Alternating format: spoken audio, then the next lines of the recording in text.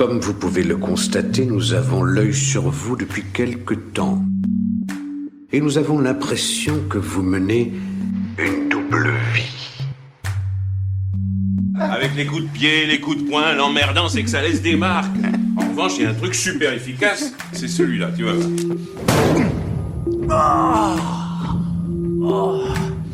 En dernier, la tête. Ça trouble beaucoup la victime. Elle ne sent plus... Ça suffit. Je vais te démonter. Bonsoir, je vais répondre aux questions depuis un téléphone avec un dictaphone parce que flemme intersidérale de rallumer le PC. Ok. Le respect n'est donc pas une option pour cette interview. Moi qui me casse la nénette à écrire des questions mêlant l'ironie piquante au fiel le plus acide dans l'emballage en papier de soie de ma prose de combat, on m'enregistre ces réponses à l'arrache sur un téléphone, et en s'en vantant, en plus. Quelle époque, mes amis, quelle époque. Alors, première question. Bonjour, je ne vais pas te demander comment tu vas. En général, la personne qui demande n'écoutera pas la réponse et celle qui répond n'a aucune envie de dire la vérité. On est d'accord ? Bonsoir, bonjour, bon après-midi. Allons donc à l'essentiel. Peux-tu te présenter ? Qui es-tu ? D'où viens-tu ? Où vas-tu ? Et comment ? À pied, en trottinette, en VTC, en métro, en avion ou en voiture ? C'est quoi ton bilan carbone ? Que veux-tu ? Chocolatine ou petit pain au chocolat ? Le beurre doux ou salé ? Tu préfères être célèbre avec un podcast ou rester anonyme avec dignité ? Merci. Et, surtout, bonne chance pour les réponses. Je suis Louisa Amara, j'ai créé le podcast Single Jungle, un podcast dédié aux célibataires, et ce, il y a maintenant 4 ans, en 2020. D'où je viens ? Je viens de Colombes, dans les Hauts-de-Seine, en Île-de-France, en France. Et d'où je viens encore plus profondément, je viens de mon papa et de ma maman qui eux-mêmes viennent d'Algérie. Donc je suis à 100% algérienne des deux côtés, et kabyle par mon père, parce que c'est comme si vous demandiez un Corse. Stop Louisa. Ce sont les Français dont on ne doit pas prononcer le nom. Si les Français ils vous diraient non, je suis Corse. Et merde. C'est foutu. On va morfler. Bah voilà, mon père il est comme ça, donc j'ai hérité de ça. Ça c'est d'où je viens. Et sinon j'habite à Paris, donc là je suis à Paris. Paris 20. Tiens, une podcastrice parisienne, c'est rare, hein ? Autant que les podcastoristes bretons, d'ailleurs. Est-ce que je vais à pied ou Je vais à pied, je suis une piétonne. Je prends les transports en commun, de type métro, de type RER plutôt parisien, petite couronne et un peu plus loin selon les besoins. Je suis aussi beaucoup utilisatrice de VTC car je n'ai pas mon permis comme beaucoup de franciliens. J'ai eu mon code, mais c'était en 2001, il est tout périmé, il faut tout recommencer et je n'ai pas l'argent, ni l'envie, ni le temps, ni l'énergie. Donc pour l'instant, j'utilise les VTC, ça me va très bien. Passion Uber. Qu'est-ce qu'il y a ? Petit pain au chocolat. Alors, en Île-de-France, on dit petit pain au chocolat, mais je n'en mange pas car je trouve ça absolument détestable comme goût. Pardon ? Mais comment peut-on ne pas aimer ? Comment ? Je doute de tout maintenant. Si on peut détester les petits pains au chocolat, plus rien ne tient. Aucune certitude. Aucune vérité. Le monde s'écroule. Le vide existentiel est abyssal. Louisa m'a tué. Moi, si je devais choisir quelque chose à la boulangerie, ce serait un chausson aux pommes et ou des croissants. Ouais, t'es un peu pardonné. Mais ça va laisser des cicatrices dans mon âme. Beurre doux, beurre salé, beurre doux. Louisa, 12 points. Est-ce que je préfère être célèbre avec un podcast ou humble et anonyme ? Je crois que c'était ça la question. non. La question c'est, tu préfères être célèbre avec un podcast ou rester anonyme avec dignité ? Sois ce que tu fais, bon sang. Focus. Focus. Eh bien, j'ai fait les deux. C'est-à-dire que j'ai un podcast et je suis pas célèbre. Donc j'ai un podcast et je suis anonyme. Enfin, toute proportion gardée puisque j'ai eu le plaisir de passer dans de grands médias de type radiophonique comme France Inter. Et je suis passée aussi sur TF1, fut un temps, et France 24. Ah ouais, quand même. Et c'est déjà pas mal. Et j'ai fait d'autres médias aussi, à une occasion où les médias s'intéressaient un peu à la vie des célibataires. Voilà. Suite des questions-réponses. Raconte-moi, le plus rapidement possible, parce que je n'ai pas que cela à faire, hein? J'ai de la pâte à sel au four, le thème de ton podcast? Et quand en as-tu eu l'idée et, surtout, pourquoi personne ne t'a empêché de faire ça? Oui, Single Jungle est un podcast dédié aux célibataires et au célibat, mais il y a toutes les thématiques autour de ça. Donc c'est assez vaste. Ça va des applications de rencontres et donc de la dating fatigue, aux dents, le fait de posséder des dents ou de ne pas en avoir, ce qui peut nous fournir un sourire intéressant pour pouvoir ensuite essayer de séduire.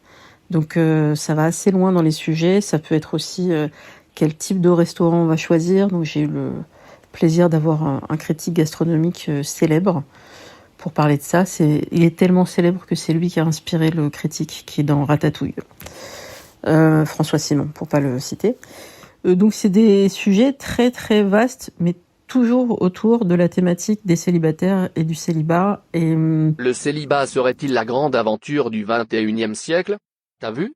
Je fais des titres comme Elle ou l'Express. voilà, c'est très vaste, quoi. Ça peut être célibataire et maman, ou être désormais en couple avec quelqu'un qui lui a des enfants, et toi t'étais célibataire et donc tu te retrouves à vivre avec la personne. Alors que toi ton projet c'était et un enfant. Bref, tout ça est un peu long, donc t'es pas obligé de le prendre. Tu plaisantes? Je prends tout. Toujours. Même pas peur. Tout est matière à dossier. Donc la thématique, c'est le célibat, les célibataires, les problématiques qu'on rencontre. Et l'intérêt, je trouve, de mon podcast, c'est d'avoir à la fois des célibataires lambda, hommes, femmes, personnes non binaires, toute orientation sexuelle, toute origine. Je refuse aussi que ce soit un podcast parisiano-centré, et donc j'ai des personnes qui viennent d'autres régions de France et aussi d'autres pays francophones. Ça, c'est très bien. Voilà. Donc des célibataires lambda d'un côté, et de l'autre, ce que moi j'appelle des experts. Donc ce sont des auteurs, des autrices, des gens qui ont travaillé sur ces sujets-là, ou qui sont effectivement des spécialistes dans un domaine, que ce soit des psychologues, des artistes, des humoristes, etc. Donc chacun et chacune va pouvoir apporter sa pierre à l'édifice pour comprendre un peu mieux le merdier que sont les rencontres, l'amour, le couple, quelle forme de couple et tout ça. Donc c'est un sujet très vaste. Tu te démerderas avec tout ça. Ben tiens. Vas-y David, démerde-toi, toi qui fais le malin avec les podcasts, c'est ça, hein? Le célibat est, un peu, ton domaine d'expertise. Tu es donc condamné à rester célibataire si tu veux continuer dans le podcast Game ou suis-je perfide et plein de fiel? Réponds à la première question, tout le monde ici connaît la réponse à la seconde question. Est-ce que je suis condamnée à rester célibataire à vie? Non, évidemment.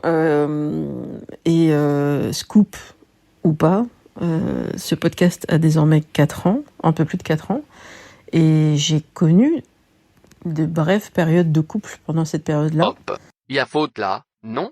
On nous aurait menti? C'est moche ce que vous avez fait, Madame Amara, c'est très moche. Est-ce que j'en avais fait part aux auditeurs et auditrices à ce moment-là? Pas forcément, parce que c'était les débuts du podcast et que ça s'y prêtait pas, mais ensuite j'ai pu en parler lorsque ça s'est fini, et pour comprendre un peu comment ça s'était passé, ce qu'on s'était dit, ce qu'on n'avait pas compris. Et j'ai parlé notamment du fait que ce garçon trouvait qu'on n'avait pas été en couple parce qu'on n'avait jamais dormi ensemble. Voilà, ça typiquement, ça fait un sujet, pas d'épisode en entier, mais de quoi ça s'agit. Ah bon, faut dormir ensemble pour considérer qu'on est en couple. Voilà, donc non, je suis pas condamnée, mais je vais de plus en plus vers d'autres formes de relations. Et alors qu'au début du podcast, j'étais plutôt à m'intéresser au célibat et à comment on rencontre l'amour et tout ça. Et maintenant, je suis plutôt à me dire que je suis très bien comme je suis, célibataire, non abstinente, avec plusieurs sex friends, dont un principal. Et c'est ça qui me convient, en tout cas aujourd'hui, en 2024. Tu fais régulièrement des réels dans la rue pour raconter ta vie, tes amours et ce qui rythme ton existence. Est-ce la version moderne de la folle au chat ou de l'autofiction 2.0? En gros, les gens ne te regardent pas bizarrement? Oui, je fais des vidéos qui sont du marché parlé. C'est pas de moi, je crois que c'est Navo qui travaille avec Kian Kojandi. C'est lui qui avait créé Bref et tout ça. C'est lui apparemment qui a lancé un peu ce mouvement-là de marcher et de parler en même temps. Donc pas en se filmant parce que on va pas faire un selfie. Là, les gens pourraient nous regarder bizarrement. En revanche, avoir le téléphone à la main et parler et montrer simplement ce qu'on est en train de voir, en l'occurrence la rue, et qu'on marche en même temps qu'on parle. Alors, nous sommes à Paris, tout le monde s'en fout. Hein. Personne ne me regarde. Alors, moi, dans mon village, je fais ça et je finis sur le bûcher ou cloué sur la porte d'une grange. Ok, j'exagère. Tout le monde va m'appeler le parigot en me jetant des pierres, tout en riant grassement entre deux quolibets, du type « Et, en plus, t'as pas le permis, monsieur je parle dans la rue, hein ?» C'est plus gentil qu'on ne le croit, les bouseux. On me voit parler comme d'autres personnes parlent. Il y a beaucoup de gens qui utilisent la fonction haut-parleur de leur téléphone quand ils parlent à des gens et ils agacent tout le monde. Moi, je ne fais pas ça et je ne fais pas de bruit. J'ai un niveau sonore tout à fait respectueux, donc j'ai jamais eu de problème avec quelqu'un qui disait mais dis donc, je suis passé dans votre champ de vision, donc potentiellement vous étiez en train de filmer. C'est jamais arrivé. On est à Paris, tout le monde s'en fout de tout le monde. Donc c'est honteux. Hidalgo démission. C'est pas un sujet, mais oui, j'aime bien raconter. C'est pas de l'autofiction parce que la définition d'autofiction ne correspond pas à ce que je fais. Moi, je raconte vraiment et il y a pas de, je vais dire, il y a pas de romanesque là-dedans. Il y a rien d'inventé. Je raconte mon quotidien. Voilà, je vais chez mes parents, je vais les emmener à des rendez-vous médicaux, donc je vais parler de mon sujet d'être aidante et à quel point ça prend du temps dans ma vie. Donc j'ai besoin de le faire exister et de le valoriser et de le visibiliser parce que j'en ai marre que les gens cachent ce type d'activité. Ils font ce qu'ils veulent, mais moi je refuse. C'est une question politique pour moi. Bon, ça ne sera pas obligé de le garder, mais bref. Donc j'ai besoin d'extérioriser. Ça m'aide beaucoup. Des fois, je vais enregistrer, mais je vais même pas forcément diffuser. Ça dépend des moments, ça dépend de l'humeur. Si certains podcasteries pouvaient agir avec le même recul. Si seulement. Des fois, j'attends des réactions, des fois, j'en attends pas du tout. C'est plus parce que j'avais besoin de parler. Des fois, je suis de très bonne humeur, des fois moins. Mais j'ai une personne qui me suit depuis longtemps et qui me dit que je me suis vachement apaisée avec les années et que je dégage des choses beaucoup plus positives qu'avant. Donc, c'est chouette, ça veut dire que j'ai peut-être avancé.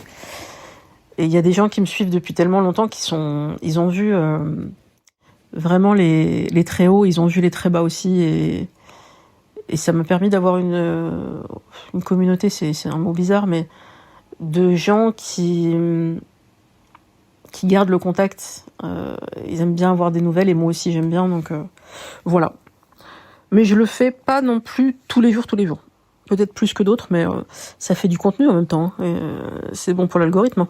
Je le fais pas que pour ça, je suis pas cynique à ce point-là, mais quand même. Algorithme, notre bel amour, notre déchirure. Je vais faire la suite des questions. C'était un peu long, hein. Tu couperas si tu veux. Hein. Non.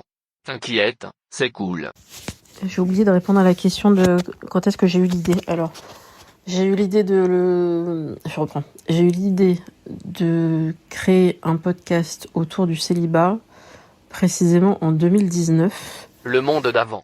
Vous vous souvenez ? Donc j'ai commencé par faire des formations, aller à plein de conférences aussi d'autres podcasts, de studios, Binge Audio, tout ça, pour voir comment ils travaillaient et poser toutes mes questions. Et donc après je me suis formée. Et ensuite, ça c'est indiqué dans mon premier épisode. Moi, mon but, c'était de le proposer à tous les studios pour voir qui aurait envie de le faire. Puis moi, j'aurais juste à travailler un peu sur les thématiques, mais j'avais même pas forcément spécialement envie de poser ma voix sur tout, mais simplement y participer, ça m'aurait intéressé. Et ça va te plaire. C'est parce qu'ils ont tous refusé. Ah enfin, je dis oui à ce nom. Tous. Donc c'est à cause d'eux, en fait. Ah, les foutriquets. S'il y en avait un qui avait accepté, qui m'a dit ouais on le fait, mais toi on va te mettre plutôt à l'écriture et c'est pas toi qui parlera au micro, j'aurais dit ok, ça pouvait m'intéresser et on serait peut-être resté sur 1 ou 2 épisodes, ou des unitaires ou des choses comme ça, et voilà. Mais c'est de leur faute, ils ont tous dit non, même si ça pouvait intéresser plein de gens vu que il y a plein de célibataires en France et dans plein de pays francophones, et donc comme ils ont dit non, eh bien, j'ai été poussée à me dire, ils veulent pas, on va le faire alors. Et puis on verra s'il y a quelques personnes qui veulent bien écouter. Puis finalement, il y a eu un peu plus que 5, 10 ou 20 personnes et voilà. Quand et pourquoi as-tu commencé à écouter des podcasts? Qu'est-ce qui t'a poussé dans de telles extrémités? Louisa, reprends-toi, foutre bleu. Raconte-nous tout. Alors, si on prend vraiment la définition de podcast en prenant les replays de radio, j'ai commencé en 2011. Les replays de radio ne sont pas des podcasts. Jamais. Nada. Que tch. Que dalle. Ça commençait à se démocratiser à ce moment-là, et parce que j'écoutais l'émission Des clics et des claques à l'époque sur Europe 1 avec David Abiker et Guy Birenbaum, qui parlait beaucoup des réseaux sociaux et du numérique, etc. C'était très interactif et j'aimais bien. J'écoutais aussi pas mal d'émissions autour du numérique également sur France Info, notamment avec Erwan Gaucher. Et j'écoutais aussi tout ce que faisait Solange te parle, c'est-à-dire Ina Mialache, qui faisait pas mal de choses aussi sur Radio France. Ça pouvait être dans le Move ou France Inter, France Culture. Elle a fait pas mal de choses. Et les premiers podcasts natifs que j'ai pu écouter, je pense que c'était, et c'est même sûr, Riviera détente de Henri Michel. Voilà. Qui est cultissime pour tous les gens qui... Dans la podcast sphère, le podcast game, Henri Michel, c'est... Connais pas. C'est un peu notre Raïs à nous, si tu veux. Donc, d'ailleurs, apparemment, au Paris Podcast Festival, la première édition, tout le monde le courait après. Enfin, c'était la star, quoi. Et aussi Transfert, bien sûr, de Slate. Ah ça, je connais. Ça, c'est les premiers podcasts natifs que j'ai pu écouter. Et après, j'ai découvert Arte Radio. Et là c'est un puits sans fond, tellement il y a plein de choses. Autre question. Quelles sont les interviews qui t'ont le plus marqué? Donne-nous envie d'aller écouter. Fais-nous rêver. Et bim. Le coup de pression. Ouais, celui avec Ovidie et Tancred Ramonet, parce que... Il y a du niveau, là. C'est quand même un accomplissement de pouvoir rencontrer Ovidie, qui est, dès lors que t'es un tout petit peu intéressé par le féminisme, c'est un peu le Graal. Et elle a été très accessible. Attends, je prends de l'eau. Mais, c'est la deuxième fois qu'une podcastrice me fait le coup. Il y a un truc avec l'eau et le podcast féminin? Je disais, Ovidie a été très accessible et elle a été sensible à ma proposition qui était d'enregistrer avec elle et Tancred Ramonet, qui est son ami et co-auteur avec lequel elle a fait plusieurs podcasts. Et apparemment, c'est pas si courant qu'on leur propose de passer tous les deux pour parler de leur travail et de leur relation amicale. Et donc ça s'est construit, il a fallu un peu de temps parce que elle est pas à Paris et ça demandait à caler ça en amont et... J'étais tellement heureuse qu'ils acceptent tous les deux, ça s'est super bien passé, donc je pense que l'épisode est bon, j'ai eu de bons retours. J'aime beaucoup aussi, et je le recommande, cet épisode 9 avec Marc Jibaja, qui est le réalisateur du film Ma vie n'est pas une comédie romantique, avec Gilles Lelouch et Marie Gillin. Et il y avait aussi autre invité, Stéphane Rose, qui a écrit En finir avec le couple. Et en fait, c'était ma toute première fois dans une configuration avec deux invités. Et c'est pas évident de gérer le temps de parole, que moi aussi je puisse intervenir. Ça s'est très bien passé, on avait plein de choses à se raconter. C'est un épisode qui fonctionne encore très bien, qui est dans mon top 10 en termes d'audience. Donc je pense que c'est un bon épisode quand on veut commencer un peu le podcast et qu'on n'a pas forcément envie de commencer par le premier épisode ni par le dernier. Attaquer par un épisode qui dit en finir avec le couple, alors que c'est un épisode évidemment sur le célibat, un épisode et un podcast sur le célibat, ça, je trouve que c'est une bonne porte d'entrée. Une forme de convergence des luttes. Après, après chaque épisode, comme on dit, c'est un peu mes bébés, donc je les recommande tous, mais c'est selon ce que les auditeurs et auditrices cherchent. Donc ceux-là, ce serait sans doute mes préférés, mais après il y en a plein d'autres. Je pense que c'est bien de commencer par des épisodes aussi avec des célibataires lambda qui sont pas connus. Ça peut être moins intimidant, entre guillemets. Le célibataire anonyme en tête de gondole, intéressant. Marquante dans le sens où j'étais bien, j'étais pas bien, j'étais stressée. Fais ton choix, camarade. Attends. Je prends 2 minutes, je te reprends. Alors, les autres épisodes qui m'ont marqué sont ceux où j'ai vraiment ressenti des émotions particulières lors de l'enregistrement. Donc je pense notamment à Rahma Hadjadj, qui a écrit le livre Nous les transgressives. C'est sur donc les femmes maghrébines qui vivent des relations cachées parce que c'est trop compliqué à assumer par rapport à leurs parents, leur famille. Et c'est le premier épisode, et ça n'est pas arrivé depuis, première fois lors d'un enregistrement où je me mets à pleurer pendant l'enregistrement parce que je commence à évoquer des sujets très sensibles pour moi. Les larmes sont montées et donc j'ai demandé à ce qu'on arrête 2 secondes, que je laisse les larmes sortir complètement, et on a repris. Et c'est un épisode qui sera toujours très cher à mon cœur, que je réécoute encore avec beaucoup d'émotion, et qui a beaucoup plu aussi à l'autrice, et je sais qu'il a été écouté par d'autres lectrices de son livre, qui sont ensuite devenues des copines, des amies. Moi je les appelle même des sœurs, vu qu'on a un groupe maintenant qui s'appelle Les Transgressives. Donc c'est un beau moment. Je peux noter aussi l'épisode où c'était la première fois qu'il y avait un enfant. Donc il arrive parfois qu'il y ait d'autres personnes dans l'enregistrement, des gens qui passent comme ça, qui font partie de la famille ou quoi, et puis qui nous laissent tranquilles pour l'enregistrement. Là, l'enfant faisait partie un peu du sujet, vu que c'était avec Johanna Luyssen qui écrit le livre Mère célibataire par choix. Et donc la petite Farah, qui avait à peine 2 ans, était là. Sa maman essayait de l'occuper avec des jouets, des jeux, et donc on l'entend babiller. Donc c'est un beau souvenir aussi, parce que il y aura toujours sa voix à ce bébé dans cet épisode. Les hommes, tu en penses quoi? Mal nécessaire ou obsolescence évidente? Qu'est-ce que je pense des hommes? Mal nécessaire ou obsolescence?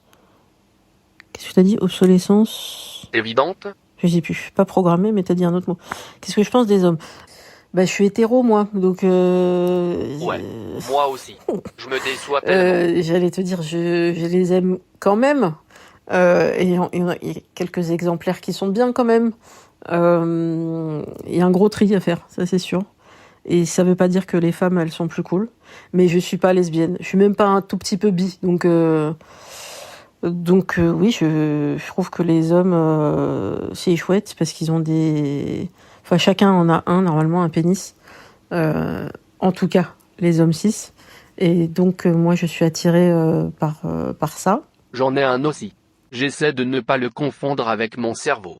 C'est très courant chez les hommes. Un défaut de conception sans doute. Mais c'est pas que sexuel, hein. J'aime bien aussi ce qui va autour de leur pénis. Hein. Mais oui, non, Pour autant, j'aurais jamais le discours de Florence Foresti dans son dernier spectacle, où elle dit mais faut qu'on soit gentil avec les hommes, voilà. Il y en a plein qui nous soutiennent. Non, Florence, il y en a pas plein qui nous soutiennent. Ça n'est pas vrai. Il y en a plein qui nous aiment pas. Il y en a plein qui n'ont rien à péter parce qu'ils n'ont aucune empathie. Même pour des femmes parmi leurs proches, ils n'ont aucune empathie, c'est un fait. Donc est-ce que je suis misandre? J'ai une part de misandrie qui s'est développée avec les connaissances que je pouvais acquérir en termes de statistiques, vu que j'ai une passion pour les stats. Passion stats, passion sociologie. Et plus tu creuses, plus tu rencontres des experts dans ce domaine-là, plus tu dis « Ah ouais oh. !» Men are trash. Same players shoot again. Ouais, les sociétés matriarcales, ça a l'air quand même plus sympathique, c'est moins violent, il y a moins de morts quand même, il y a moins d'addiction, donc bon. Voilà, les hommes, c'est pas super, mais écoutez, on va essayer de vivre en bonne intelligence, quoi. Intelligence et homme dans la même phrase, tu es audacieuse, Louisa. On frise l'utopie. À ton tour de t'impliquer, quel podcast rêves-tu de démonter? Évite de dire les tiens, le coup est trop annoncé, je vais l'esquiver. Vas-y, ne te retiens pas, on est ici entre amis, et on bitch les nerds à bonnette comme on le ferait des ringards à paillettes de l'Eurovision. Est-ce qu'il y a des podcasts que j'aimerais démonter? J'espère avoir bien compris la question. Démonter dans le sens dire « Oh, c'est tout pourri, ni en fait, les podcasts que j'aime pas, je les écoute pas. On peut aussi démonter avec amour. C'est une option. Mais je dirais, je crois que t'en as parlé dans un épisode où tu disais que voilà, quand il y a une bande de mecs, je sais pas si tu précisais mecs, mais moi c'est ce que j'ai compris, Oui, c'était ça. Exactement ça. qui sont 4, 5, 6, 8, on sait même pas combien autour des micros, à mettre des grandes claques dans le dos, à rigoler comme des benets, on se croirait dans un vestiaire, et encore plus quand on a la confirmation que cet enregistrement se fait avec de l'alcool et de la nourriture, et ce qui fait que moi, pour ma misophonie, c'est pas possible ça. Donc oui, ça m'est arrivé d'arrêter un épisode de podcast qu'on me dit ouais c'est vraiment bien, tu vas voir. Je fais bah non, écoute, ils arrêtent pas de parler d'alcool constamment, ils se coupent la parole, ça n'a pas de fil conducteur, c'est un épisode qui se fait intégralement entre couilles, il n'y a pas une seule femme, je ne suis pas intéressée. Voilà. Headshot. C'est un choix, après on a plein de choses à écouter, on n'est pas obligé de s'imposer ça. Mais je donnerai pas forcément de nom, mais je pense que tu vas vite repérer. Est-ce que j'en aurais un à citer en particulier Bah là, ça me vient pas. Je vais creuser, mais sinon, ça me vient pas. Et pourtant, les podcasts entre couilles, avec des comportements de couillus, il y en a. Plein les flux RSS. Toi-même, auditeur, tu sais, non? Voire même, derrière ton écran, tu es en train de rougir. C'est bien. La culpabilité, ça peut te faire changer. T'éduquer aussi. Et si tu as pensé, pas tous les hommes durant ces 5 dernières minutes, tu en as besoin, de t'éduquer et ne vous inquiétez pas, messieurs, ça va bien se passer. Tu peux me remercier d'avoir sacrifié quelques minutes de mon précieux temps à parler de toi.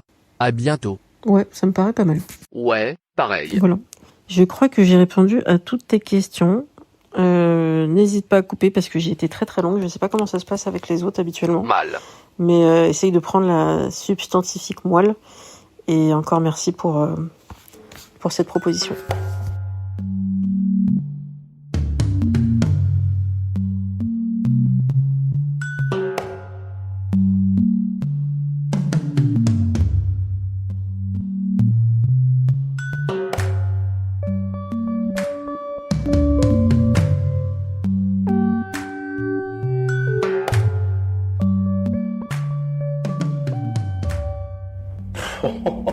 N'y pense même pas, je suis bien trop rapide pour toi. Bang!